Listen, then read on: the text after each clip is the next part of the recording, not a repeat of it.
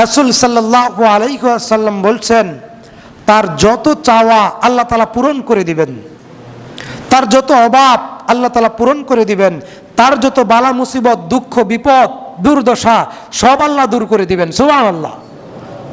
একটা দোয়া, দুঃখ, দুর্দশা, বিপদ, বালা মুসিবত, অভাব, অনটন, চিন্তা, পেরেশানি সব দূর করে দিবেন।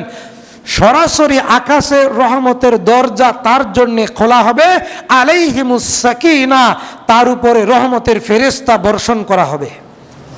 একটা দোয়া, লা ইলাহা ইল্লাল্লাহু ওয়াহদাহু লা শারীকা লাহু লাহুল মুলকু ওয়া লাহুল হামদু ইউহয়ি ওয়া ইউমীতু ওয়া হুয়া হাইয়ুন লা ইয়ামুতু বিয়াদিহিল খায়রু ওয়া হুয়া আলা কুল্লি শাইইন কাদির। সুবহানাল্লাহ।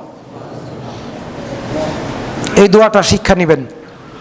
এই দোয়া যারা বাজারে প্রবেশ করার সময় পাঠ করে তাদের আমলনামায় 10 লক্ষ নেকি লেখা হয়, 10 লক্ষ গুনাহ তাদের আমলনামা থেকে ঝরে পড়ে যায়। সুবহানাল্লাহ।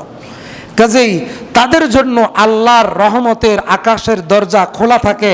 কাদের জন্য? যারা এই দোয়াটা পাঠ করে, লা ইলাহা ইল্লাল্লাহু ওয়াহদাহু লা শারীকা লাহু লাহুল মুলকু ওয়া লাহুল হামদু ওয়া হুয়া আলা কুল্লি শাইইন কাদির। তার পূর্বে আরেকটু কথা, ইউহয়ি ওয়া ইউমীতু ওয়া হুয়া হাইয়ুন লা ইয়ামুতু বিয়াদিহিল খায়রু ওয়া হুয়া আলা কুল্লি শাইইন কাদির। সম্মানিত হাজিরিন, আল্লাহ সুবহানাহু ওয়া তাআলা রাসূল সাল্লাল্লাহু আলাইহি ওয়াসাল্লামকে জানিয়েছেন প্রত্যেক সপ্তাহের